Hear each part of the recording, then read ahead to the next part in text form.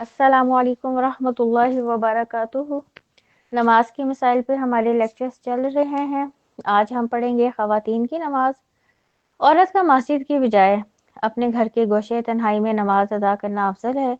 حضرت ابو حمید کی زوجہ حضرت ام حمید آپ صلی اللہ علیہ وآلہ وسلم کی خدمت میں حاضر ہوئی اور عرض کیا، یا رسول اللہ صلی اللہ علیہ وآلہ وسلم، میرا جی چاہتا ہے کہ آپ کے ساتھ مسجد نبوی میں نماز پڑھوں۔ آپ صلی اللہ علیہ وآلہ وسلم نے ارشاد فرمایا، مجھے معلوم ہے کہ تم میرے ساتھ نماز پڑھنا چاہتی ہے، لیکن تیرا ایک گوشے میں نماز پڑھنا اپنے کمرے میں نماز پڑھنے سے افضل ہے، اور تیرا کمرے میں نماز پڑھنا صحن میں نماز پڑھنے سے افضل ہے، اور تیرا گھر کے صحن میں نماز پڑھنا محلے کی مسجد میں نماز پڑھنے سے افضل ہے، اور تیرا محلے کی مسجد میں نماز ادا کرنا میری مسجد میں نماز ادا کرنے سے افضل ہے۔ راوی کہتے ہیں، حضرت ام حمید نے اپنے گھر میں مسجد بنانے کا حکم دیا، چنانچہ ان کے گھر کے آخری حصے میں مسجد بنائی گئی، جسے تاریخ رکھا گیا، یعنی اس میں روشن دان نہیں تھا، اور وہ ہمیشہ اس میں نماز پڑھتی رہی اور اپنے اللہ سے جا ملی۔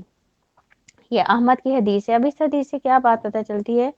عورتوں کا گھر میں نماز پڑھنا افضل ہے، اور دوسری بات پتہ چلتی ہے کہ ہم اپنے گھر میں بھی مسجد چھوٹی سی بنا سکتے ہیں، جتنا بھی ہمارا گھر ہے، چھوٹا ہے بڑا ہے، کوئی تھوڑی سی جگہ مختص کر سکتے ہیں، اور جب نماز تو ظاہر ہے خواتین نے بھی گھر میں پڑھنی ہوتی ہے، تو ہم اس جگہ نماز ادا کر سکتے ہیں، جیسے حضرت ام حمید نے کیا تھا۔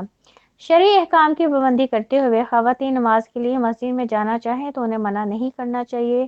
حضرت عبداللہ بن عمر رضی اللہ تعالیٰ عنہما کہتے ہیں، آپ صلی اللہ علیہ وآلہ وسلم نے فرمایا، عورتوں کو مسجدوں میں جانے سے منع نہ کرو، لیکن نماز پڑھنے کے لیے ان کے گھر مساجد سے بہتر ہیں۔ یہ ابو داؤد کی حدیث ہے۔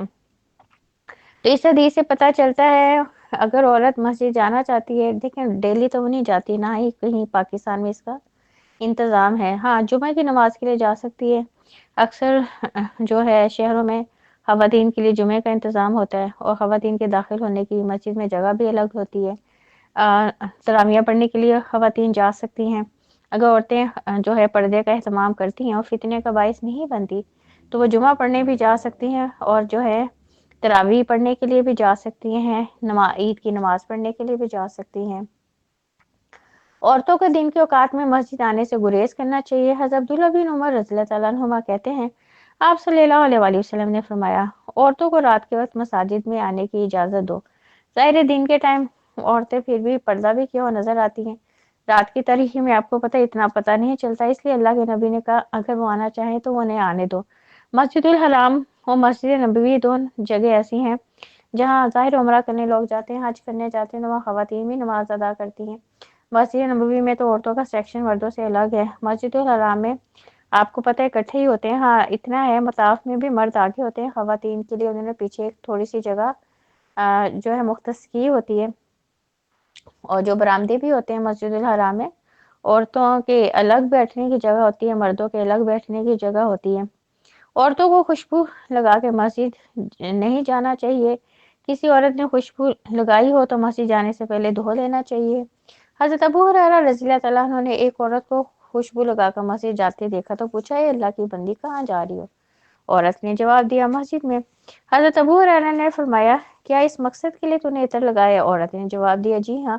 حضرت ابو ہریرہ کہتے ہیں، میں نے آپ صلی اللہ علیہ وسلم کو فرماتے ہوئے سنا ہے، جو عورت خوشبو لگائے اور پھر مسجد میں جائے، اس کی نماز قبول نہیں کی جاتی الا کہ وہ خوشبو کو دھو ڈالے۔ اب یہ ابن ماجہ کی حدیث ہے، اسے کیا پتہ چلتا ہے؟ خواتین مسجد خوشبو لگا کے نہیں جائیں گے۔ ظاہر ہے کہ خوشبو لگائی ہوگی تیز، جہاں سے گزریں گی نامحرم اسے سونگیں گے، تو اس لیے یہاں اگر لگ گئی ہے غلطی سے، ذہن سے نکل گیا، تو پھر خوشبو کو دھو دینا چاہیے تاکہ اس کی خوشبو جو ہے آنا بند ہو جائے۔ حضرت ابو موسیٰ اشعری سے روایت ہے کہ آپ صلی اللہ علیہ وآلہ وسلم نے فرمایا، جو عورت عطر لگائے اور پھر لوگوں کے سامنے سے گزرے تاکہ اس کی خوشبو سونگے تو وہ زانیہ ہے۔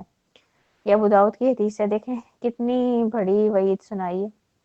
اسی طرح آپ صلی اللہ علیہ وآلہ وسلم نے فرمایا، مردوں کی خوشبو وہ ہے جو جس کی بو پھیلے، اور خواتین کی وہ جس کا رنگ معلوم ہو لیکن بو نہ پھیلے۔ تو خواتین نے اگر خوشبو لگانی ہے تو اس کی جو ہے نا خوشبو بہت مدھم ہو اور وہ پھیلے نہ، وہ کوئی غیر محرم اسے سونگھ نہ سکے۔ سر پہ چادر یا موٹا دوپٹہ لیے بغیر عورت کی نماز نہیں ہوتی۔ عورتوں کو مردوں کے صف سے الگ صف بنانی چاہیے۔ عورت تنہا صف میں کھڑی ہو سکتی ہے۔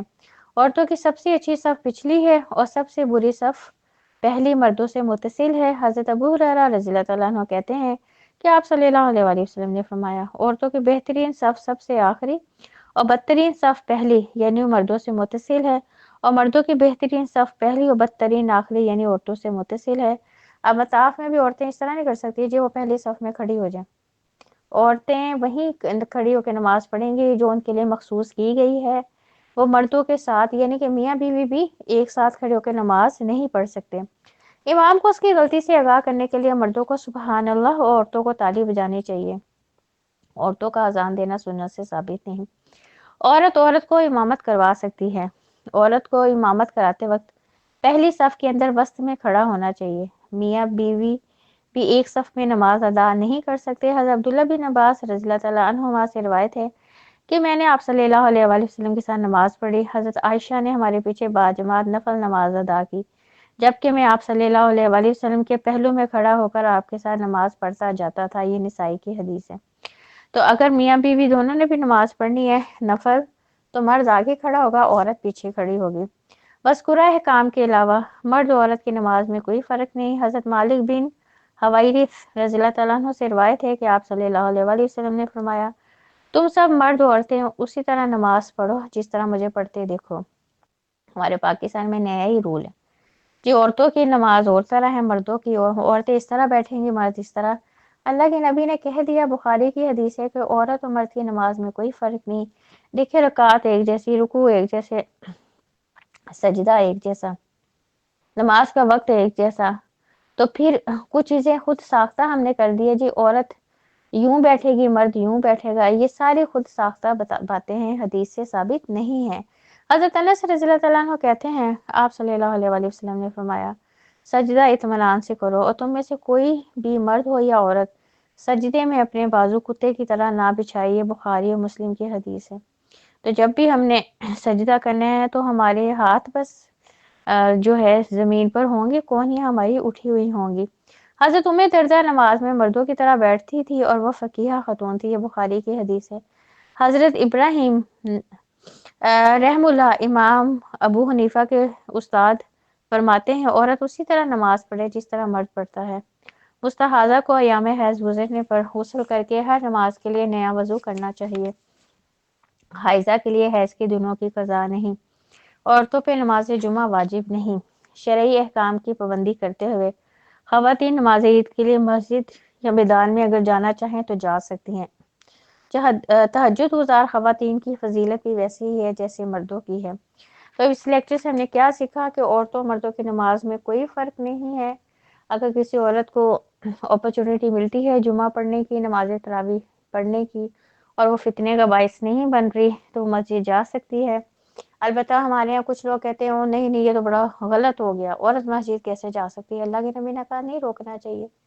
اگر کہیں جو ہے اس کو لگتا ہے کہ گھر کے قریب ہے مسجد اور وہ جو ہے پردے میں جانا چاہے تو جا سکتی ہے۔ اللہ تعالی ہم سب کو سنت طریقے سے نماز پڑھنے کی توفیق دے، آمین۔ ربنا تقبل منا انک انت السمیع العلیم وتب علینا انک انت التواب الرحیم۔